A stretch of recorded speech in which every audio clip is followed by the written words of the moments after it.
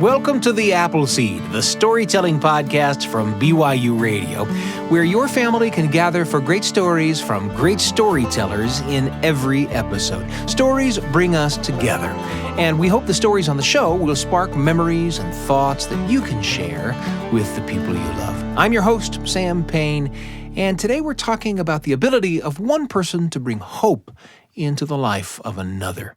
If you've ever wondered if you can make a difference in the life of someone who needs it, these stories are for you. First up, we have Kim Weitkamp, who shares an experience she had when she felt impressed to reach out in a simple way to a complete stranger. Let's join Kim now in the Appleseed studio with a personal story called Quest.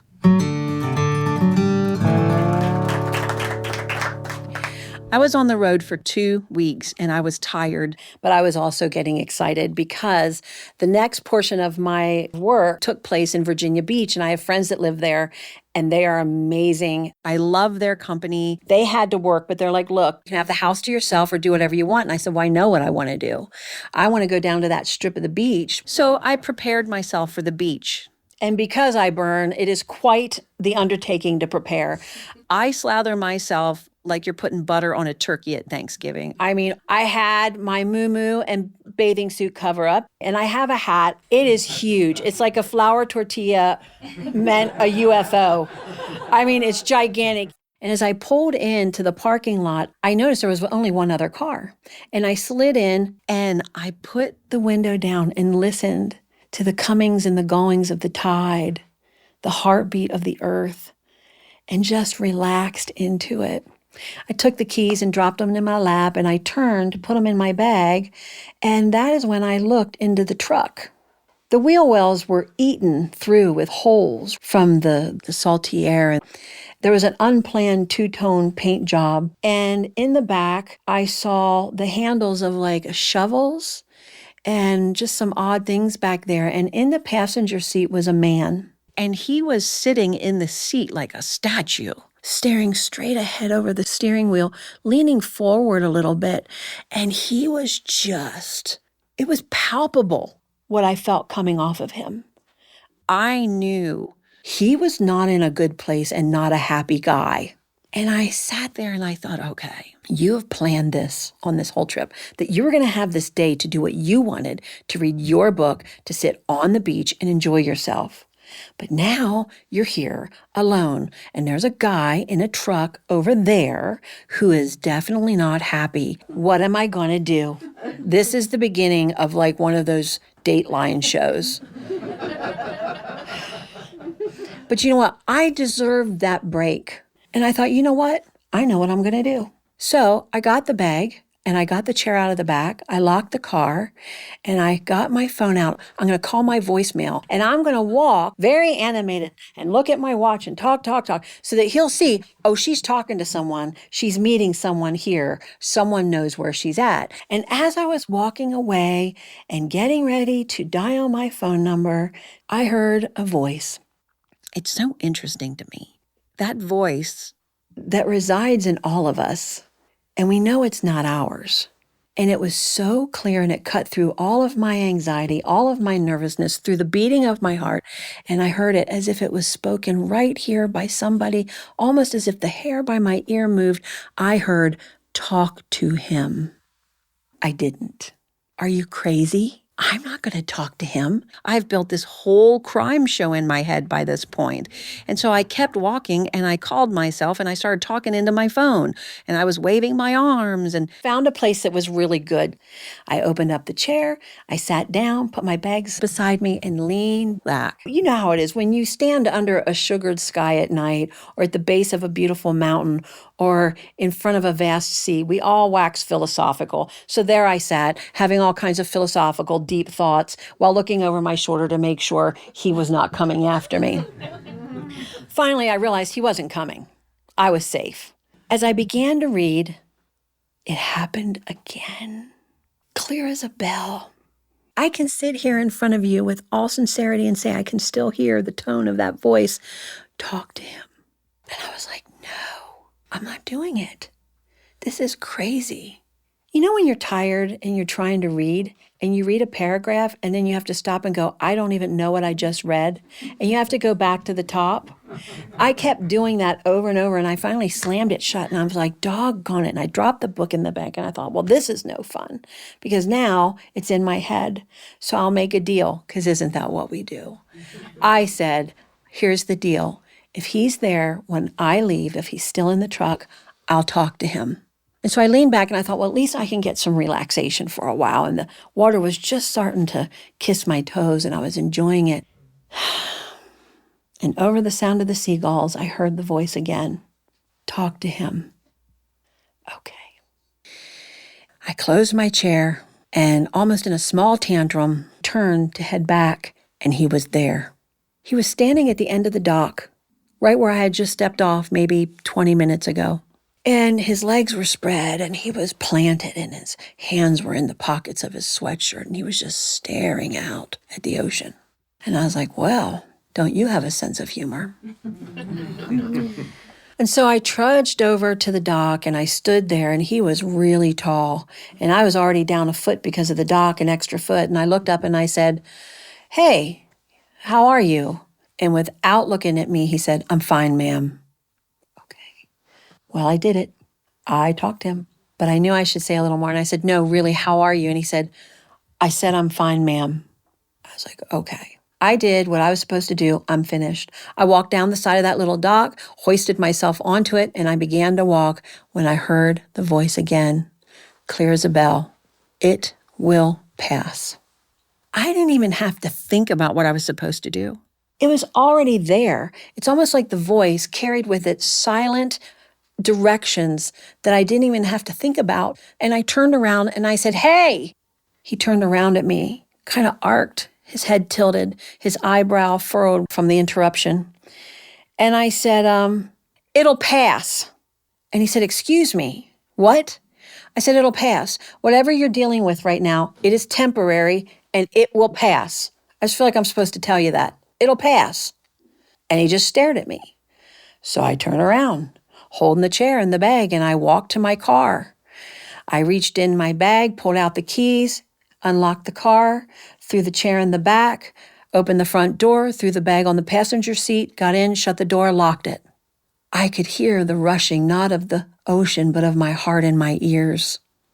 Talking to strangers when you're scared and walking through sand can be quite the workout.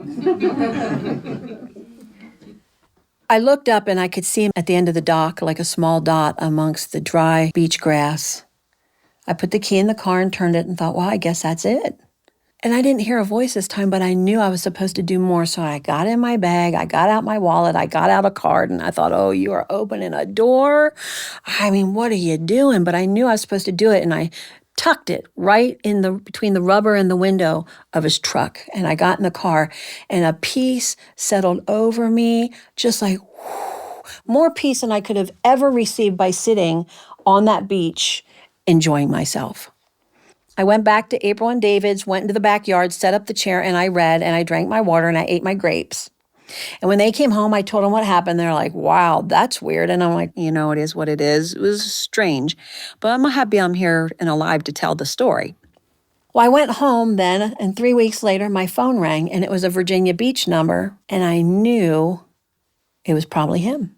And as I held my phone in my hand, I looked at it and thought, open the door or keep it closed, because I just didn't know what I was getting into.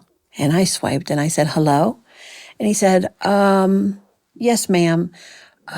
Is this the woman that talked to me at the beach? And I said, yes. And he said, oh, good. He said, I wanted to call you and tell you what was happening. I said, okay. And he said, so your name's Kim, and I know that. He said, but my name is Quest. And I said, seriously? He said, yes. I'm like, well, that fits this just perfectly. And he said, they call me Quest. And he said, here's what happened. He said, I woke up that morning and he said, I'm married. He said, I've been married for 7 years and we had a new baby boy recently. He's beautiful. Everything I do is for my family. He said, I actually own a boat detailing company. I detail boats all around Virginia Beach. He said, thus the truck. And he said, but that morning, my wife told me that little boy probably wasn't mine.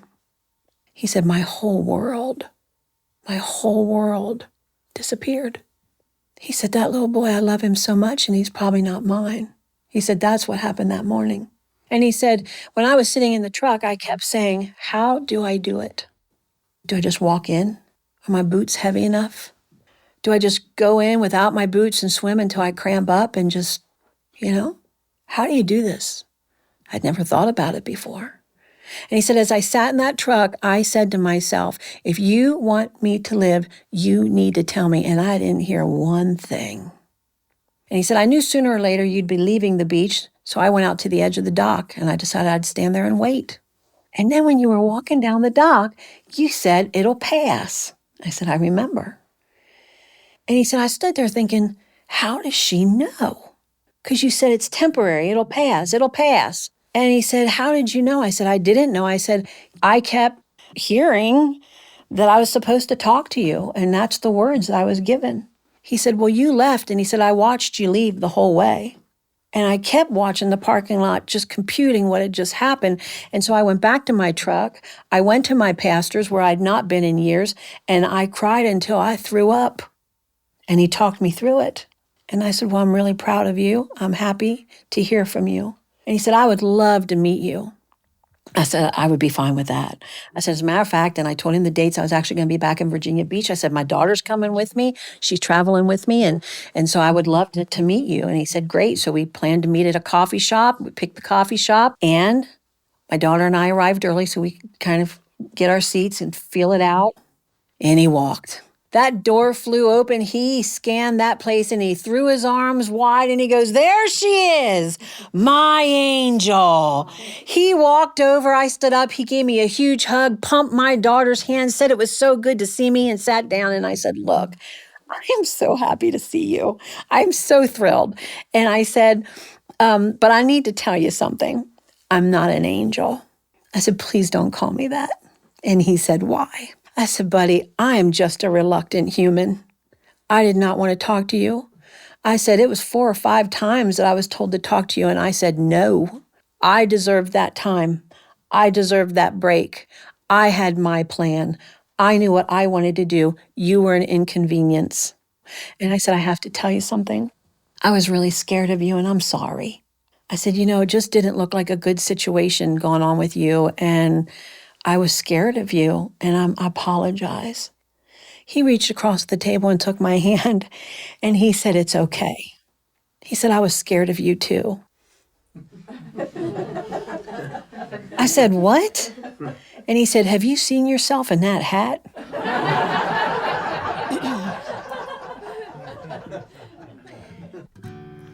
Lost keys, spilled coffee. Traffic's backed up on the highway. The phone won't stop ringing. It's just another day.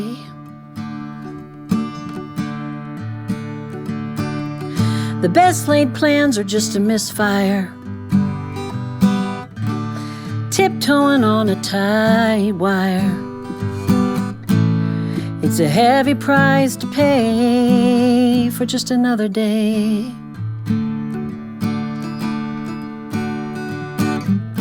Gotta get my feet back where they belong. Find that note that is my favorite song. Point my feet the right way and live and live.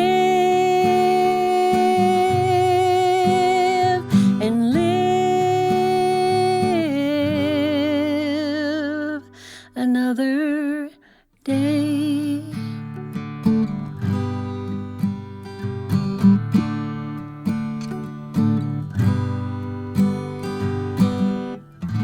A little song for Quest.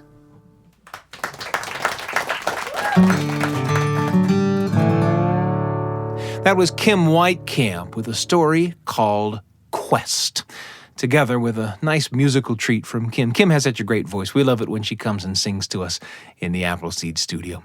You never know what's going to bring up a memory, and you never know what memory it's going to bring up. And perhaps unusually, listening to Kim's story about a simple act that made all the difference for someone in need brought up a kindergarten memory for me. I wasn't very old in kindergarten. I was 5, same as you. But 5 years old wasn't too young to already begin to wonder about your place in the world, to feel sometimes like you weren't as good as the other kids in your class at one thing or another, or maybe at everything.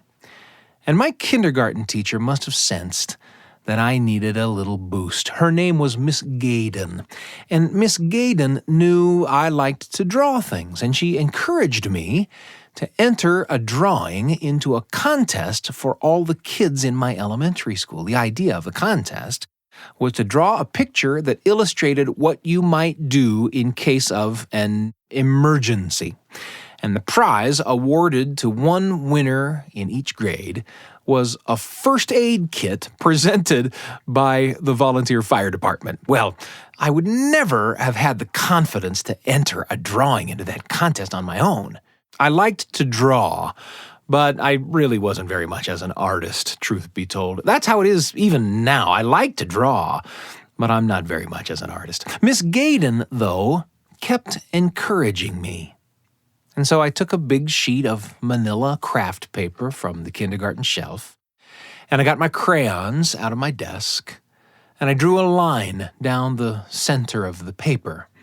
And on one side of the line, I drew a stick figure that represented me. And in the picture, I was standing on a chair and dialing a phone that was hanging on the wall. And on the other side of the line, down the center of the paper, I drew a stick figure wearing a big red fireman's hat, and the man in the fireman's hat was answering my phone call. That's what I figured I'd do in an emergency, call the fire department. And you know what? I won. I won the contest in the kindergarten category. And the volunteer fire department came and gave me that big red plastic first aid kit. And the local newspaper published a picture of me and the other winners from the other grades, each of us standing together with our teachers. It was a tiny, tiny win, maybe, for me in a tiny, tiny town, in a tiny, tiny school when I was just tiny. But for me, it was enormous. And while it wasn't the only thing that Miss Gaydon did to turn my thoughts about being an elementary school student in a hopeful direction, it is the only one I have a photo of. And while it wasn't the only time I'd need an infusion of hope from a teacher or a family member or a friend or even a stranger, it was enough hope to live on for a good long time. Maybe elementary school was going to be okay. And that's where Kim's story took me. Where did it take you? And who will you take along?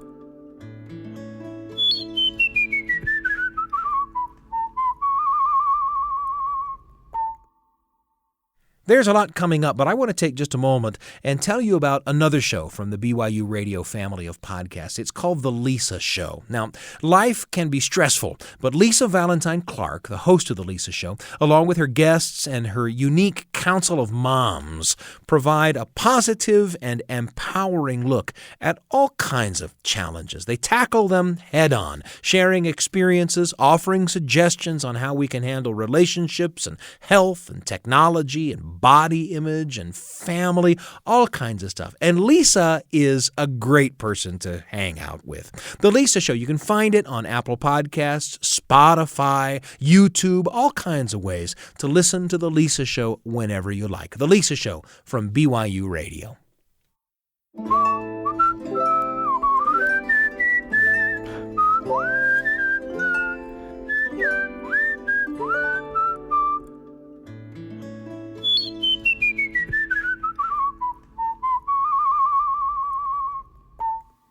We're so glad to have you with us today on the Appleseed.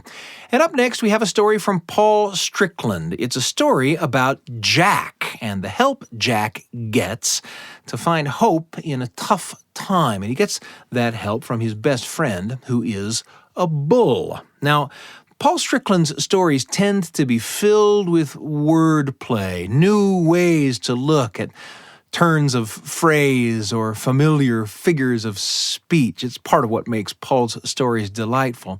And this story is called Jack and the B-Side. Now, that's a play on words, too. A play on words that you'll get if you ever bought a song on a vinyl 7-inch record. Chances are you bought the record for the song on the front side, the A side, but turn the record over on the B side, and there was always another song there. Everybody knew those A-side songs. They were usually the hits you could hear on the radio. But songs on the B-side often became favorites in their own way, too. And there's a bit about that in this unusual fairy tale written and performed by Paul in the Appleseed Studio. Here's Jack and the B-side on the Appleseed.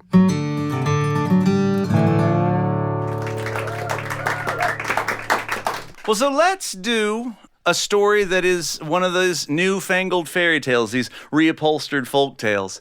My actual grandpa, the one not that I made up, but the one that kind of ultimately made up me, right? My actual flesh and blood grandpa. My actual flesh and blood grandpa, he grew up in Harlan County, Kentucky, where jack tales were collected there in Harlan County, Kentucky. And so he grew up with all of these jack tales. And I don't know if you've ever had this experience before, but whenever you read an old story like that, a fairy tale, sometimes you just cannot pull yourself away from it. And you can't figure out why you are so compelled by it. But I'll tell you why you're so compelled by it. Because the story's older than you are. And it knows some things about you that you don't know yet.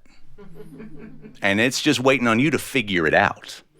And that is what this story is. This is my reimagining of a story that a lot of people call Jack and the Bull, but my version I like to call Jack and the B-Side. A long time ago, there was a boy named Jack. And this was a long time ago. I mean, this was back before week-old news was an endangered species. This was back before basketball got invented, so giants had nothing to do back then but just cause a bunch of trouble up in the sky. This was back when there was a boy named Jack who had one friend, his bull.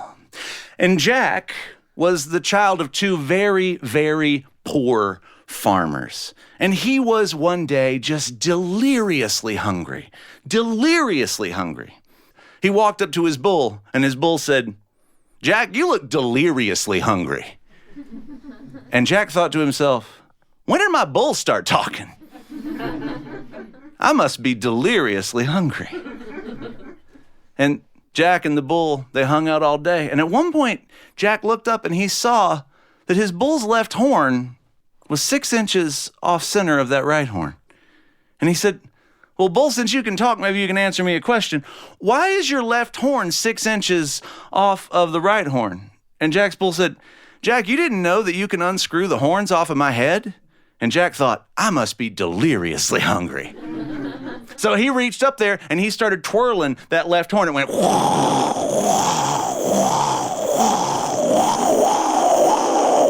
Finally, the bull pulled his head away and said, Jack, it's child safety threaded.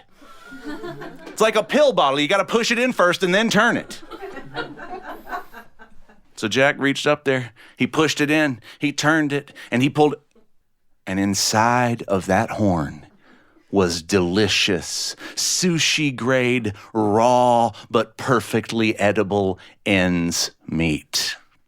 And he started eating that end's meat that his parents somehow could never make until Jack was no longer deliriously hungry. He fed some of it to the bull even, which might have been weird. And then he stuck it up there, pushed it in, turned it, and it clicked into place. And that bull's horns were back where they belonged. But then, of course, Jack could not stop staring at that right horn. So he walked around that bull to that right horn. He pushed it in, he turned it, and it came off and flop. Out of that right horn was the owner's manual for that bull that his parents had clearly never read. And this next part of the story, nobody ever believes me when I tell it. Jack read the owner's manual from cover to cover to find out what to do with that right horn. And here is what it said to do. It said to take that right horn and go into the woods and find a dark, muddy puddle. And then find yourself a stick. And then revolve that dark, muddy puddle around at 78 revolutions per minute. revolve that dark, muddy puddle around it 78 revolutions per minute, and then take that horn, put the very tip of that horn just on the surface of that revolving puddle, and make yourself a DIY record player. And when he did that, this song came out.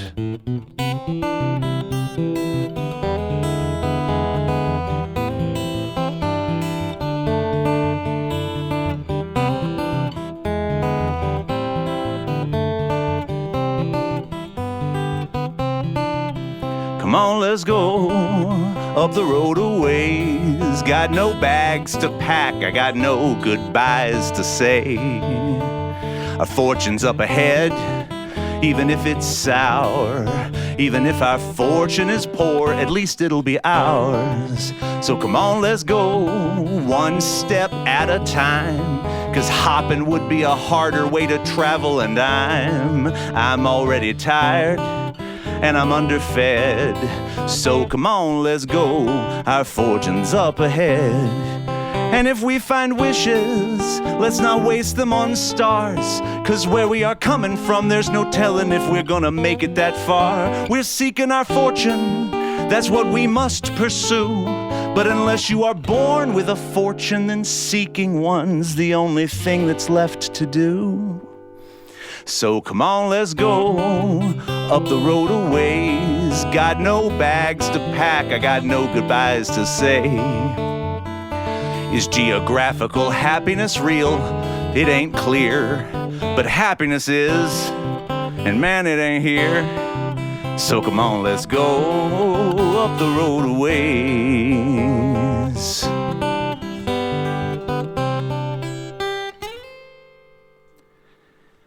And Jack wanted to hear the B-side, but he couldn't figure out how to turn the puddle over. So he hopped up on his bull, and they walked and walked the path, inspired by the lyrics in that tune. And they walked for about 30 minutes or so. Before Jack said, "Are we there yet?" And Jack's bull said, "No, we are not there yet." Another 30 minutes or so went by before Jack said, "Are we there yet?" And the bull said, "No, Jack, we are not there. If it only took an hour to find your fortune, then this path would be stocked full of bulls and children." About 45 minutes went by, and Jack said, "Are we there yet?" And the bull said, "Don't make me turn myself around." But eventually, Jack matured, and he became a better traveling companion. And he and that bull had plenty of wonderful adventures together. Things seemed to be going so well. Things seemed like that. And one day, Jack and the bull, they were drinking out of a stream. And right where that bull had his lips in that stream, there was a bunch of blue bubbles began to pop up. And Jack backed up and looked, and the bull backed up and looked. But neither one of them said anything. Y'all have had that happen before, right? Where you felt like maybe you should say something to your friend, but you weren't quite sure what to say or when. So then Jack didn't say anything. And then later on that day, they were on the path. And up ahead on the path, there was a giant blue bull that was stamping its feet, and it was snorting, and it was staring right at Jack's bull. And Jack's bull said, "Jack, you got to get off of me." Jack said, what is going on? Jack's bull said, "You know them blue bubbles that were popping up earlier? That was a bad sign, Jack. Turns out there's a lot more blue in me than I realized. And now I've got to fight this blue version of myself. And if I don't make it," and Jack said, "What do you mean if you don't make it, bull? You've got to make it. You're my best friend. You have to make it." And there was no more time for talking, because that blue bull started charging. And Jack's bull and that blue version of himself locked horns, and they fought and they fought in that path. They kicked up so much dust, probably 30 minutes went by before finally Jack's bull won that battle. He won that battle on that day. And I wish I could tell you that this was the only time that Jack's bull had to fight that blue version of himself. This is a fairy tale. I wish I could tell you he only had to fight that blue version of himself 3 times. But the fact is, Jack's bull had to fight that blue version of himself in some way, shape, or form a little bit every single day. And things seemed to be going fine. Things seemed like that But one day they were drinking from another stream, and as they were drinking from the... And they both backed up, and they saw just a brook full of blue bubbles. And Jack's bull said, Jack, I don't think I'm going to make it. And Jack said, what do you mean you're not going to make it? You have to make it. You're my best friend. You have to make it. And Jack's bull said, Jack, just listen to me, please. If I don't make it, what I need you to do is take my right horn and take the 2 black spots off my hide when you go. And Jack said, but you are going to make it, right, Bull? Promise me you're going to make it. And Jack's bull said, when you find wishes, go on and reach for the stars. 'Cause a child like you, Jack, there is no telling how far you could go. So just keep going. One day your fortune will appear. I wish I could see it all myself, but I have to close my eyes here. And the bull closed its eyes and fell down in the path and was gone. And just like y'all, I thought we were going to see some other battle. But the fact of the matter is, we don't see half of the battles. And after a little while, Jack walked over. He pushed in that right horn and he turned it and he took it off of that bull like he'd been asked. And he took those 2 black spots off of that bull's hide and he started walking up the path with him, crying. Started walking up the path, and after about 30 minutes or so, he thought to himself, I wish I could give my parents a second chance. And just like that, he was back at the farm, and he looked down in his left hand, and there was only 1 black spot that remained. So Jack looked around, and then he rolled up that black spot, and he put it in his back pocket. As his parents came running out of the farmhouse, they were so excited to see him. They had no idea where he had been. And yeah, his parents had a lot of work to do, but they loved that boy.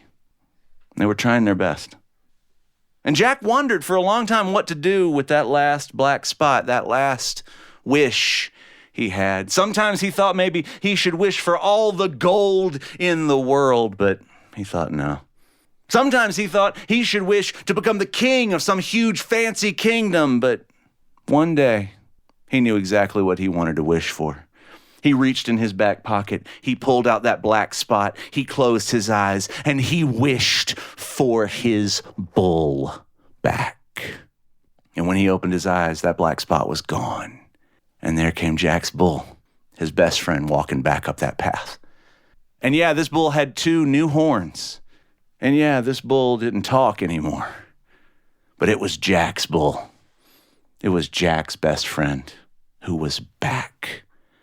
And Jack led his friend, that bull, into the woods where he had hidden that old right horn.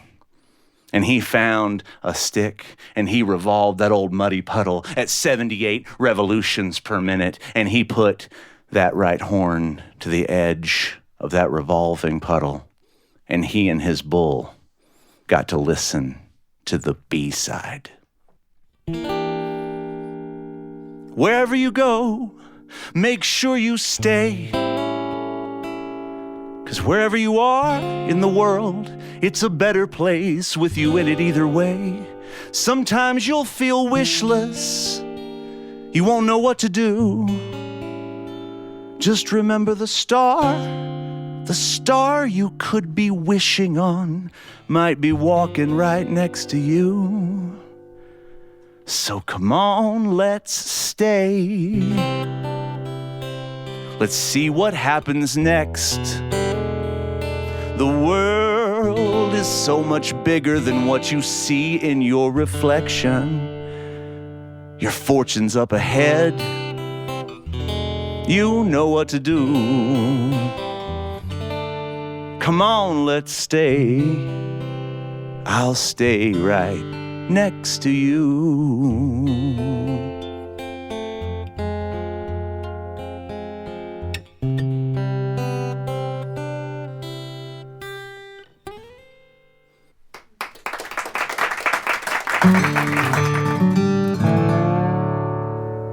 Paul Strickland with Jack and the B-Side. Did you have a time ever in your life when things seemed tough for you? When it was difficult to find hope? What brought you out of it? Who said or did something that made you realize it was going to be okay? I bet you've got some stories. We hope you'll share them with the people you love. In fact, we hope you'll share the stories with us. We might share them on the show. You can tag us on social media or send us a message at theappleseed@byu.edu. That's the Appleseed, all one word, at byu.edu. One listener named Joanne Gatti writes, "Now more than ever, we need storytelling. Sharing a story shows us the familiarity between ourselves and others." That's so true, Joanne. Thanks so much for sharing that comment. We loved hearing from Joanne, and we hope to hear from you, too. So reach out to us. Tell us what you think. We want to thank Kim Weitkamp and Paul Strickland for sharing their stories with us today. You've listened to their tales. Now it's time to share some of your own. The Appleseed is produced by me, Sam Payne, Wendy Folsom, and Brian Tanner. Assistant producers include Garrett Gunnell, Carrie Griggs, Kay Hendrickson, and Nico Wetzel. And our post team is Trent Reimschussel and DJ Cromarty. We're pleased and proud to be among the many podcasts produced by the BYU Radio family of shows. If you want more great storytelling for the whole family, then search for our companion podcasts, Kaboom for original audio adventures, and Wink, stories for better bedtimes. All our podcasts can be found on YouTube, Spotify, Apple Podcasts, or on the BYU Radio app or at byuradio.org. Don't forget to subscribe, rate us, leave us a review. That's how the shows grow. I'm Sam Payne, and we can't wait to be with you again on the Appleseed.